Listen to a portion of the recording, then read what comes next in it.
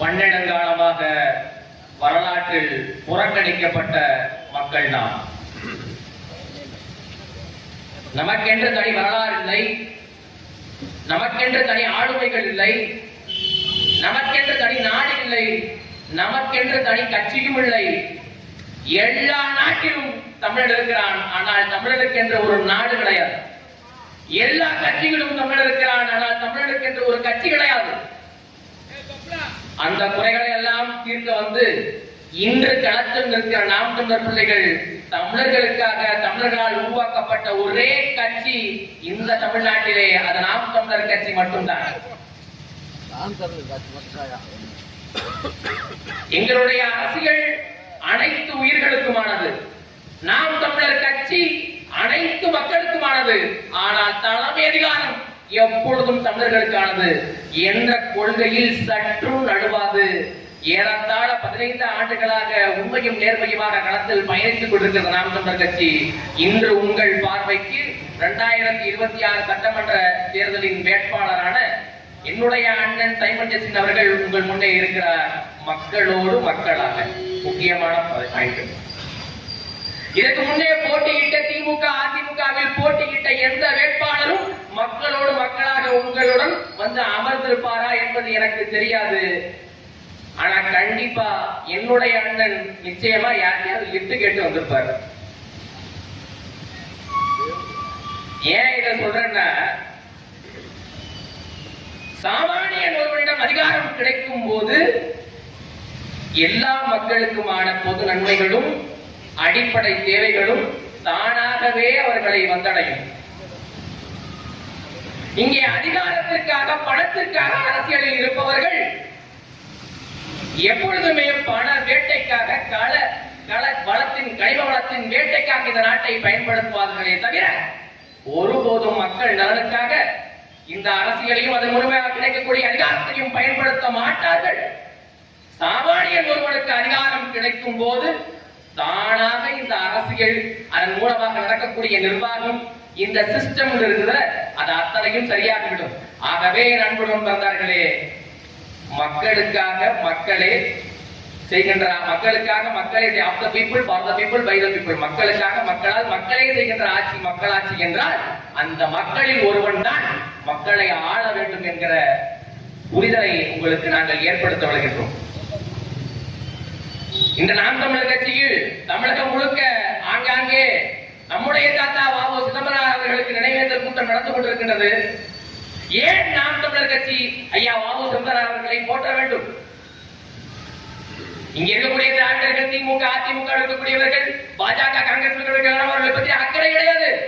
வ.உ. சிதம்பரம் வரலாற்றை, அவருடைய பங்களிப்பை, சமூக அக்கறையை இந்த மக்களுக்கு கடத்த வேண்டும் என்கிற எந்த அக்கறையும் கிடையாது. ஏன்? அவர்கள் ஐயா வ.உ. சிதம்பரம் அவர்களை பிள்ளை என்று பார்ப்பார்கள், நாங்கள் அவரது பிள்ளைகள் என்று பார்க்கிறோம். ஆகவே இந்த களத்தில் இருக்கிறோம். வ.உ. சிதம்பரனின் வாரிசு நாங்கள். என் தாத்தனின் பேரனாக இந்த களத்தில் நான் என்று சொல்கிறேன். அவன் விட்டு வைத்த விடுதலையை பேர பிள்ளைகள் நாங்கள் செய்து முடிப்போம். அன்று வெள்ளக்காரன் விடுதலை பெற என் தாத்தன் துடித்தான். இன்று இந்த கொள்ளக்காரர்களுக்கு மத்தியிலே விடுதலை பெறுவதற்காக நாம் தொண்டர் பிள்ளைகள் நாங்கள் களத்தில் இருக்கிறோம். எந்த தலைவரையும் போல ஐயா வ.உ. சிதம்பரம் அவர்களை அவ்வளவு எளிதாக கடந்துவிட முடியாது. ஒருவன் ஒரு வரலாற்றை வாழ்வதற்கென்று ஒரு தைரியம் வேண்டும் என்றால் அந்த வரலாற்றை படிப்பதற்காகவே நமக்கு ஒரு தைரியம் வேண்டும். அப்படிப்பட்ட வரலாறு எனது பாட்டனின் வரலாறு.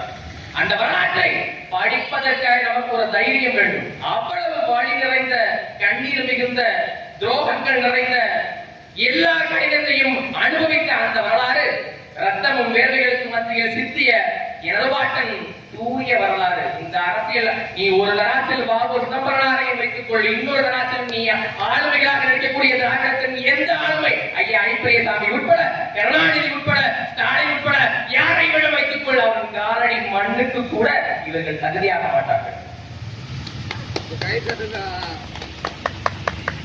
ஐயா வ.உ. சிதம்பரனார் அவர்கள் வெள்ளக்காரன் இந்த நாட்டுல கப்பல் ஓட்டிட்டு வர்றான். அவன் கப்பல் மூலமாக வணிகம் செய்ய வரான். அவனுக்கு எதிரான ஒரு போர், அவனுக்கு எதிராக ஒரு வர்த்தக போர், ஒரு பொருளாதாரத்தை போரை கப்பல் நிறுவனம் நிறுவனத்தை தொடங்கியதன் மூலமாகவே அவனுக்கு எதிராக ஒரு போராட்டத்தை செய்தவர் நம்முடைய தாத்தன் பாபு சிதம்பரனார். 2 கப்பலை வாங்குறார். வெள்ளக்கார நிறுவனத்துக்கு எதிராக 2 கப்பலை வாங்குறார். உங்களுக்கு எல்லாம் நிறைய பேருக்கு நினைவு இருக்கலாம், நான் நினைவுபடுத்துகிறேன். அந்த கப்பலை வாங்குவதற்கு அதிகமாக நிதி தந்தவர் மதுரையைச் சேர்ந்த பாண்டித்துரை தேவர் என்கிற பெருமகனார். தன்னுடைய போராட்டத்தின் ஒவ்வொரு போராட்டத்திலும் பாபு சிதம்பரனாருடைய வாழ்க்கையில் நடக்கக்கூடிய ஒவ்வொரு போராட்டங்களிலும் அவருக்கு துணைகின்றவர் அருமையில் இருக்கக்கூடிய வத்தலக்குண்டு பகுதியைச் சேர்ந்த சுப்பிரமணிய சிவா என்கிற தலைவன். பாபு சிதம்பரனாரின் வரலாற்றை பேசும்போது சுப்பிரமணிய சிவாவின் வரலாற்றை பேசாமல் நாம் கடந்து போகவே முடியாது. நம்முடைய பிறந்தவன், நம்முடைய முன்னத்தையே, நம்முடைய முன்னோர் சுப்பிரமணிய சிவா அவர்கள் பாபு சிதம்பரனாரின் வாழ்க்கையில் அவ்வளவு துணையாக உறுதியாக நின்றார். 2 கப்பல்களை வாங்குகிறார். அந்த கப்பல் வாங்குகின்ற காட்சியை பாட்டன் சிதம்பரனாருக்கும் பாரதிக்கும் இடையே ஒரு நட்பு அப்போது இருந்தது. அந்த 2 கப்பல்களையும் வாங்கிக் கொண்டு நமது பாட்டன் சிதம்பரனார் அவர்கள் இந்திய துறைமுகத்துக்குள் வரும்போது பாரதி பாட்டு சொல்கிறார், குழந்தை பாக்கியமே இல்லாத மலடியாக இருந்த என் நாடு இப்போது குழந்தை பாக்கியத்தை அடைந்த சந்தோஷத்தை நான் வருகிறேன் என்று நம்முடைய பாட்டன் பாரதி சொன்னார்.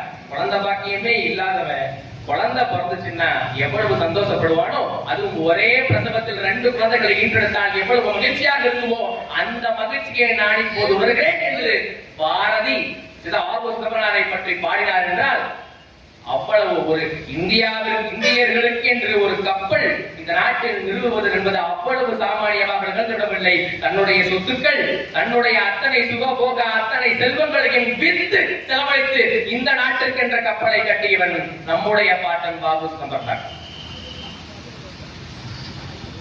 எல்லா கதைக்கும் பின்னாடி ஒரு துரோகம் இருக்கும்ல, அப்படி துரோகத்தால் வீழ்ந்தவன் நம்முடைய பாட்டன்.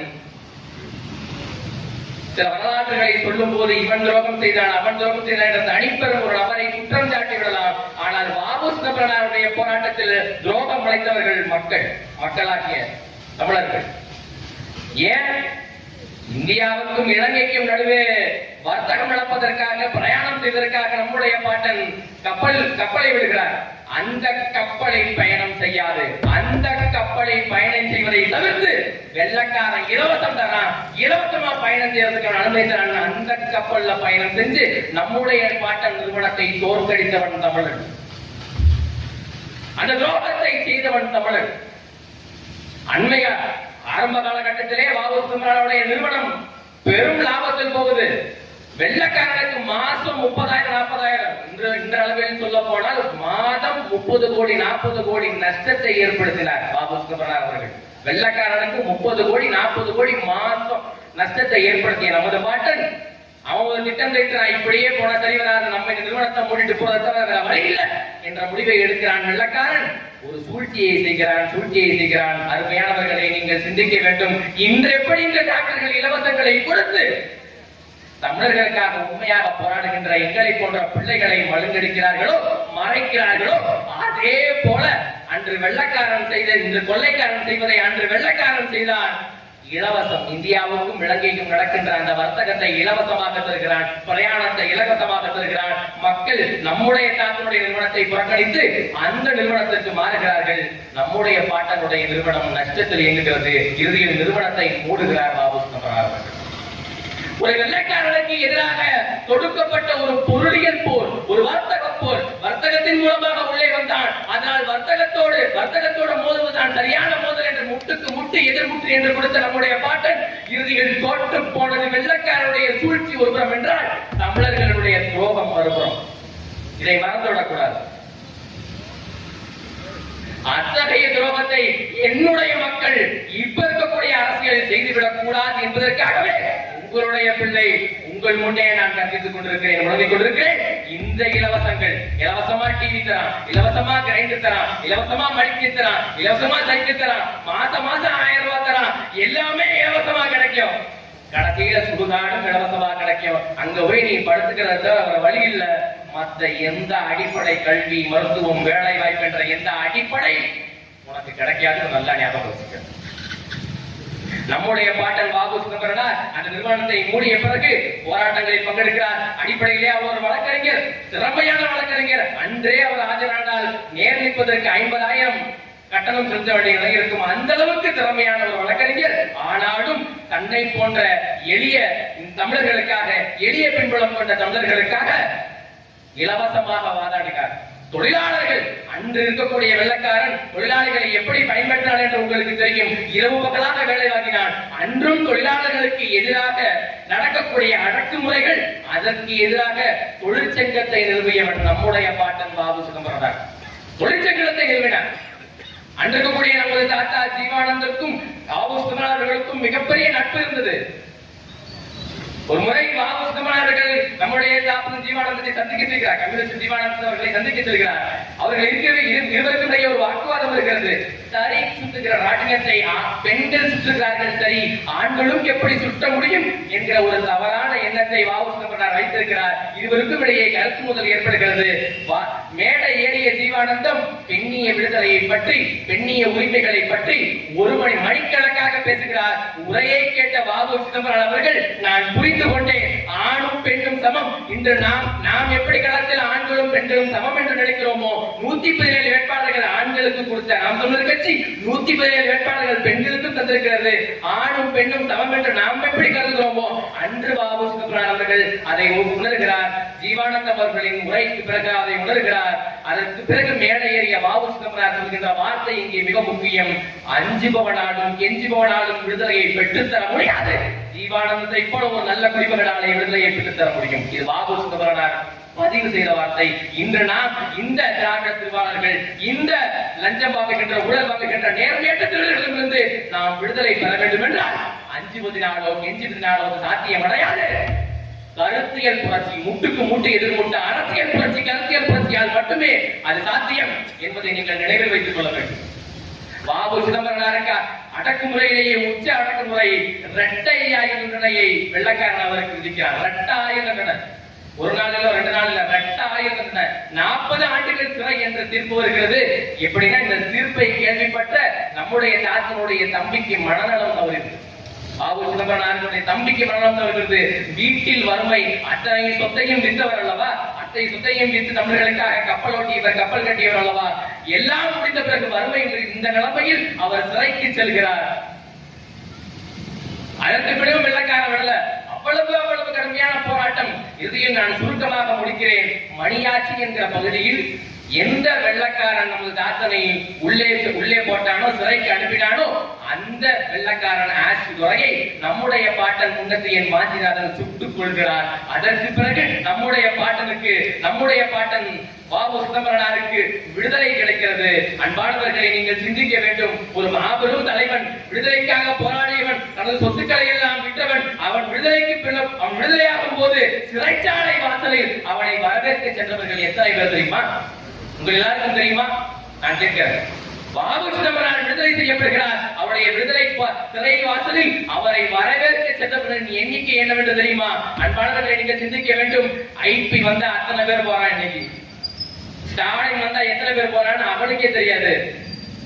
கண்ட நடிகர் எல்லாம் இங்கே நாடாள துடிக்கிறான். அவனை பார்ப்பதற்கு எக்கச்சக்க நபர்கள் இன்று செல்கிறார்கள். அன்று உண்மையிலேயே போராடி ஒரு தலைவனுக்கு இன்று கிடைக்கின்ற அதே அவமரியாதை தான் அன்றும் கிடைத்தது.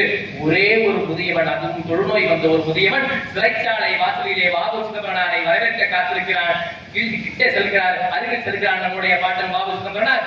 யார் என்று பார்த்தால் அந்த தொழுநோய் வந்த முதியவன் நம்முடைய பாட்டன் சுப்பிரமணிய சிவா. இதே வந்தலக்கோட்டு பகுதியை சார்ந்த நம்முடைய பாபு சிதம்பரனாருக்கு உறுதுணையாக இருந்த நம்முடைய பாட்டன் சுப்பிரமணிய சிவா தொழுநோய் வந்த நிலைமையிலே இருக்கிறார். நம்முடைய பாட்டன் பாபு சிதம்பரனார் தன்னுடைய நண்பர் சுப்பிரமணிய சிவாவை பாட்டு மனமுருகி அழுகிறார், கண்ணீர் மல்க அழுகிறார். எப்படி என்றால், இரு தாட்டைகளும் இரு சோடைகளும் கண்ணீரால் வடியும் அளவிற்கு அழுகிறார்.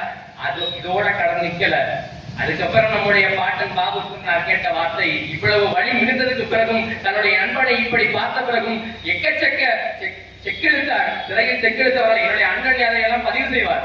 செக்கெழுத்தவர்களெல்லாம் உண்டு. உள்ளே அவ்வளவு அடக்குமுறைகளை சந்தித்த பிறகு அந்த பாட்டன் வெளியிருக்கிறார். தன்னை வரவேற்க சென்ற நண்பனுக்கு தொழுநோய். அதை பார்த்து அவ்வளவு வழி நோய்ந்த பாபு சிதம்பரனார் இருக்கும் போது காத்திருந்தது இன்னொரு அதிர்ச்சி. பாபு சிதம்பரனார் தன் நண்பனை மாற்ற கேட்கும், என்னுடைய குடும்பம் எப்படி இருந்துச்சுன்னு கேட்கல. என் தம்பி எப்படி இருக்கான்னு கேட்கல, என் பிள்ளைகள் எப்படி இருக்காங்கன்னு கேட்கல. அவன் கேட்ட வார்த்தை, நான் இந்த இந்தியாவிற்காக கட்டிய 2 கப்பல் என்னாச்சுன்னு கேட்டான். சுப்பிரமணிய சிவா வழிதோய்ந்த முகத்தோடு அவர் பதிலளிக்கிறார், அந்த 2 கப்பலையும் வெள்ளக்காரனுக்கே நம்ம வித்துட்டோம். உடைந்து போகிறார் நம்முடைய பாட்டன். இதுக்கு நீ அதை நீ அடிச்சு உடைச்சு கூட கடல தூக்கி கொடுத்தா கூட நான் சந்தோஷப்பட்டிருப்பேன். ஆனா யாரை எதிர்த்து நாம் கப்பல் நிறுவனத்தை தொடங்கிறோமோ அவரிடமே விட்டு விட்டாயே. யாரை எதிர்த்து, யாருடைய அடிமைத்தனத்துக்கு எதிர்த்து நாம் சுதந்திரத்தை அடைந்தோமோ அந்த அந்த வெள்ளக்காரனிடத்திலேயே நீ அந்த கப்பலை விட்டு விட்டாயே என்று பாபு சிதம்பரம் மனம் உருகி மனமுடைந்து போனார். என்னுடைய பாட்டன், நம்முடைய பாட்டன் பாபு சிதம்பரனார் அவருடைய வாழ்க்கையில் நடந்ததெல்லாம் தியாகங்கள், போராட்டங்கள், வழிகள். அதிலிருந்து நாம் படிக்க வேண்ட படிப்படைகள், நாம் நம்மவர்களுக்கு உண்மையாக இருந்தால், நாம் நம்மவர்களுக்கு வாக்களித்தால், யாரை நாம் ஆள வேண்டுமோ, யாரை நாம் கொண்டாட வேண்டுமோ அப்படிப்பட்ட பிள்ளைகளுக்கு, அப்படிப்பட்ட தலைமுறைகளுக்கு நாம் வாக்களித்தோம். அப்படிப்பட்ட தலைமுறை நாம் அதிகாரத்தில் ஏற்றுனோம் என்று சொன்னால் உண்மையிலேயே தமிழ்நாடு உலக வல்லாதிக்கத்தின் ஒரு ஜனநாயக நாடாக இருக்கும். இந்த வாபூசி, நம்முடைய பாட்டன் பாபு சிதம்பரனார் அவர்களுடைய இந்த நினைவேந்தல் கூட்டத்திலே, அவருடைய நினைவேந்தலிலேயே நாம் ஒரு உறுதி ஏற்போம். வருகின்ற 2026 சட்டமன்ற தேர்தலில் என்னுடைய அண்ணன் டைமண்ட் அவர்களுக்கு ஆத்தூர் தொகுதி சட்டமன்ற தொகுதியில் போட்டியிடுகின்ற என்னுடைய அண்ணன் டைமண்ட் அவர்களுக்கு விவசாய சின்னத்தில் வாக்களிப்போம். வாக்களிப்பு மட்டுமல்லாது நாம் வாக்களிப்பதோடு நம்முடைய உறவினர், நம்முடைய நண்பர்கள், நமக்கு வேண்டப்பட்டவர்கள், நம்முடைய சுற்றமும் நட்பமும் சூழ் அவர்களை இருந்து அழைக்க வேண்டியது திருமணத்திற்கு மட்டுமல்ல, இப்படி ஒரு விடுதலை புரட்சிக்கும் நாம் நம்முடைய நண்பர்களையும் நம்முடைய உறவினர்களையும் அழைக்க வேண்டும். அண்ணனோட நம் பிரச்சாரத்துக்கு செல்லும் போது 100 பேர் பத்தாது, 200 பேர் பத்தாது, நூற்றுக்கணக்கான ஆயிரக்கணக்கான நபர்கள் நாம் அண்ணனுடைய கரங்களுக்கு வலு சேர்க்க வேண்டும். நாளைய ஆட்சி நாம் தமிழர் ஆட்சியாக மலரட்டும். இலக்கு ஒன்றுதான், இடத்தின் விடுதலை. இனம் ஒன்றாகவும் இலக்கை வென்றாகவும் நாம் தமிழர்.